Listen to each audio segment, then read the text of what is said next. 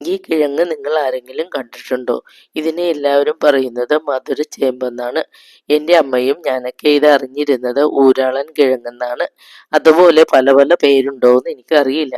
അങ്ങനെ പേരുണ്ടെങ്കിൽ നിങ്ങൾ എല്ലാവരും ഒന്ന് അറിയിക്കണേ ഇതിൻ്റെ എന്തൊക്കെയാണ് പേരെന്നൊക്കെ. എന്തായാലും ഭയങ്കര ഔഷധ ഗുണമുള്ള ഒന്നാണ്. ഉഷ്ണത്തിൻ്റെ അസുഖത്തിനൊക്കെ വളരെ നല്ലതാണെന്ന് എനിക്കറിയാമായിരുന്നു. അമ്മ പറഞ്ഞു കേട്ടിട്ടുണ്ടായിരുന്നു. എന്നാൽ ഒരു ചേച്ചി എന്നോട് പറഞ്ഞു, ആ ചേച്ചിക്ക് ഒരു ക്യാൻസർ ആയ ഒരു ചേച്ചിയാണ്. ആ ചേച്ചി പറഞ്ഞേ, ക്യാൻസറിന് ഇത് അടിപൊളിയാണ് കേട്ടോ, എനിക്ക് ഒരു കഷ്ണം ഇത് തരണം നട്ടുപിടിപ്പിക്കാനെന്ന് പറഞ്ഞായിരുന്നു. അപ്പോൾ എന്ത് തന്നെയായാലും ഈ കിഴങ്ങിൻ്റെ ഓരോരോ ഗുണങ്ങൾ ഓരോരുത്തർ പറയുമ്പോഴാണ് മനസ്സിലാക്കാനായിട്ട് സാധിക്കുന്നത്. എന്തായാലും ഇത് നല്ല ടേസ്റ്റാണ്. അപ്പോൾ ഞാനിത് അത്യാവശ്യം കുറച്ചെടുത്ത് പുഴുങ്ങാന്ന് വെച്ചേ. അപ്പോൾ 2-3 ദിവസം അടുപ്പിച്ചൊക്കെ ഇത് ഞാൻ പുഴുങ്ങിയിട്ടുണ്ടായിരുന്നു.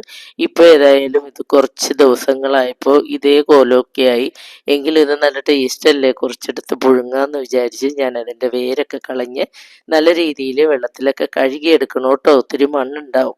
പിന്നെ നമ്മൾക്കത് കുക്കറിനകത്തേക്ക് ഇട്ട് ഒരു 10-12 അടി അടിച്ചെങ്കിൽ മാത്രമേ ഇത് നല്ലപോലെ വെന്ത് കിട്ടുകയുള്ളൂ. ഇല്ലെങ്കിൽ ഉണ്ടല്ലോ തൊലി പൊളിക്കാനൊക്കെ ഭയങ്കര ബുദ്ധിമുട്ടായിരിക്കും. എന്നിട്ട് നമുക്കത് നല്ലപോലെ കഴുകി മണ്ണൊക്കെ കളഞ്ഞിട്ട് അതിന് വേണ്ട ആവശ്യമായ വെള്ളമൊക്കെ ഒഴിച്ചു കൊടുത്ത് കുറച്ച് ഉപ്പിട്ട് കൊടുക്കാം.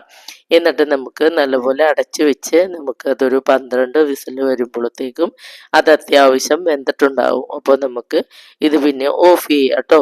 ഇതിൻ്റെ വേവെന്ന് പറഞ്ഞാൽ അത്യാവശ്യം വേവുള്ള സംഭവമാണ്. അപ്പോൾ ഞാനതിൻ്റെ ചൂടാറി കഴിഞ്ഞപ്പോൾ ഞാൻ ഒരെണ്ണം എടുത്ത് കാണിച്ചു തരാം. അപ്പോൾ ഇത് ഞാനൊരു കത്തിയൊക്കെ വെച്ചാണ് അതിനെ ഇങ്ങനെ പൊളിച്ചൊക്കെ എടുക്കുന്നത്. എന്തായാലും ഇത് ഞാൻ ഒരെണ്ണം കത്തി എടുക്കാനൊന്നും പോയില്ല. ഞാനിങ്ങനെ കടിച്ച് വലിച്ച്, എന്താ പറയുക, എല്ലുമുട്ടി കടിക്കുന്ന പോലെയൊക്കെ വലിച്ച് പറിച്ചൊക്കെ കടിച്ചെടുക്കുകയാണ്. ഇത് നല്ല ടേസ്റ്റൊക്കെയാണ്, ഔഷധ ഗുണമുള്ളതൊക്കെയാണല്ലോ. കുട്ടികൾക്കൊക്കെ നല്ല രീതിയിൽ തൊലിയൊക്കെ കളഞ്ഞ് കൊടുക്കുക. അപ്പോൾ അത് കഴിച്ചോളൂ കേട്ടോ. കുറച്ച് മധുരങ്ങളൊക്കെ ഉണ്ട് അതിൽ, ഒരുപാട് മധുരമൊന്നുമില്ല. എങ്കിലും നമ്മുടെ എന്താ പറയുക, മധുരക്കപ്പ എന്ന് പറഞ്ഞാൽ വേറെ ഒരു തരം കപ്പയില്ല, കപ്പയുടെയൊക്കെ പോലെ ഉണ്ട്, അത്ര മധുരമില്ല. എങ്കിലും നല്ല ടേസ്റ്റാണ്. അപ്പോൾ ഇത് നിങ്ങളെല്ലാവരും ഒരു കഷ്ണം നട്ടുപിടിപ്പിക്കുക.